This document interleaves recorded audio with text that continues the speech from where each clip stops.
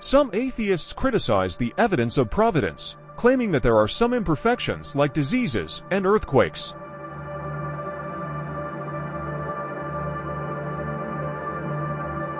Answer: the absence of perfect things in the universe, in the words of an atheist, does not negate the existence of perfection.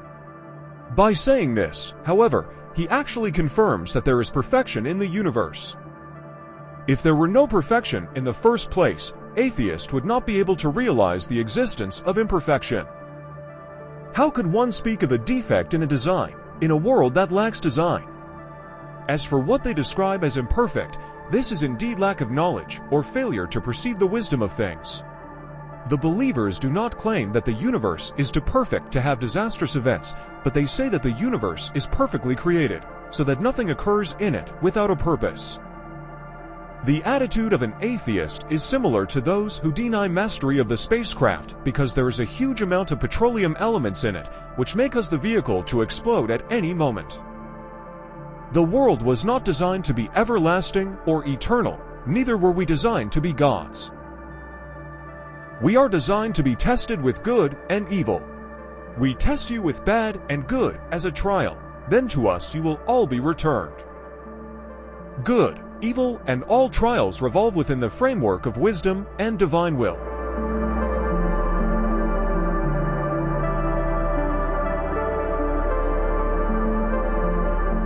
What prevents the existence of a material cause that created the universe, such as another civilization or something else? Why does there have to be an eternal God specifically?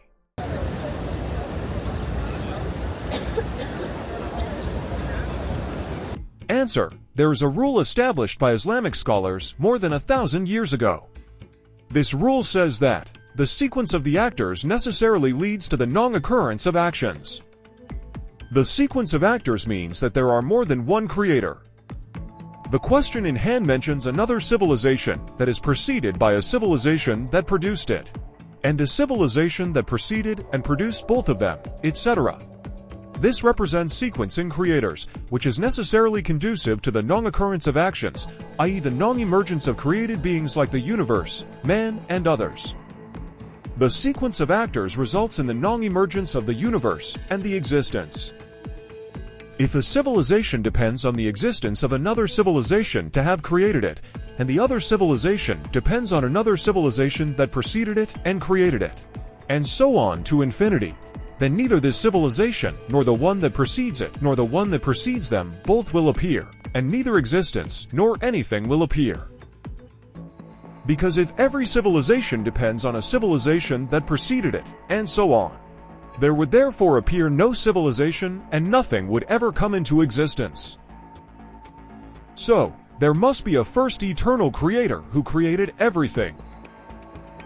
If there is an infinite sequence and every link in the chain depends on the one before it, then there would be no creatures, no creation, no beings, because the agent would depend on an agent that precedes it, and then its predecessor would depend on a previous one, and so on. Therefore, there would be nothing.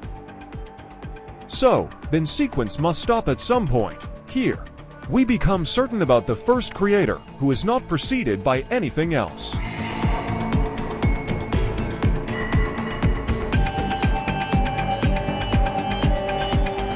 We know about the laws that govern the universe, and know well about the cause of earthquakes, so why do we need a creator, as long as we know the laws?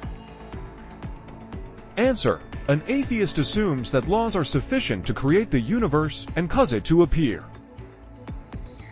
Some atheists have relied on the idea of the law of gravity, and that it is sufficient for the emergence of the universe, regardless of the collapse of this claim, by just thinking about the source of the law of gravity, or who codified it, or who gave it the property of interference, and showing the effect. Regardless of these self-evident intuitions, the law of gravity does not cause the billiard ball to roll. Law alone is unable to cause anything without the appearance of that thing. The law of gravity cannot produce a billiard ball. It just causes it to move if it appears and gets hit by a billiard stick. In fact, the law of gravity is not independent, but it is a description to a natural occurrence. Moreover, the law of gravity will not move the billiard ball without a force pressing on the billiard stick and moving it.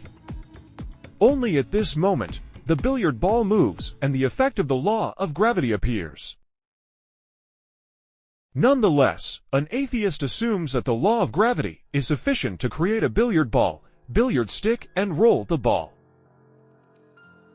Which one is closer to good reason and logic regarding the cause of the appearance of the universe, the creator, or the law?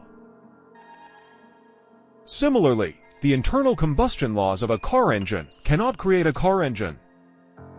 If we add the laws of internal combustion to the car engine, it will not work either. There must be petrol, which gives energy, and there must be a spark for combustion, and before that there must be an engine, and only then the laws of internal combustion appear, and the engine works. It is not reasonable to assume that the laws of internal combustion are sufficient to create the engine, the spark of combustion, petrol, the driver, and the road. In fact, the idea that a law is sufficient to explain the emergence of the universe is an idea that is completely alien to reason.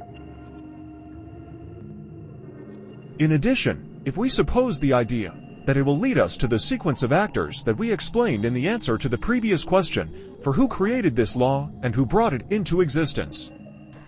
If they claim that it is another law, we will get into the sequence of actors that entails the non-emergence of any law or any beings.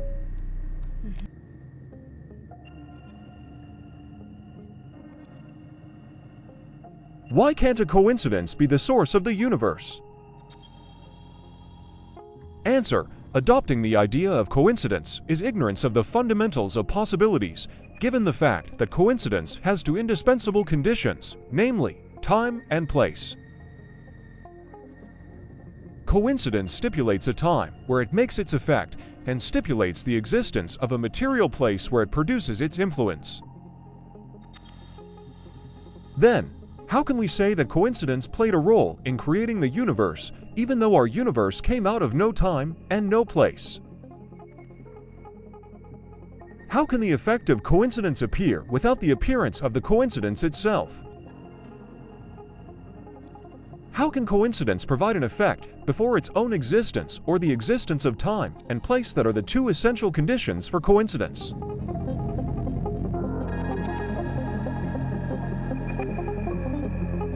How can we answer an atheist who claims that the universe is eternal has no beginning? Answer: according to the second law of thermodynamics, it is impossible that the universe is eternal. Here is an example to simplify this law. If you have a cup of hot water in the room, heat is transferred from the hot water to the room until the room's temperature equals the temperature of the cup. This is the second law of thermodynamics, where energy flows from high levels to low levels over time. This law takes place in everything in the universe at every moment since the emergence of the universe, until the temperature of everything in the universe becomes equal, and when this happens, what is known as the thermal death of the universe will occur. If the universe were eternal, it would have been suspended now while thermally dead. However, the universe is now actually in a state less than maximum entropy and has not yet reached thermal death. Thus, it is not eternal, rather, it has a fixed beginning during which time and space had appeared. It has been proven according to the same law that the universe began at a minimum of entropy, which means that its occurrence was without a precedent example. It was created out of nothing. This is a scientific law on one side, whereas atheism is completely on the other side.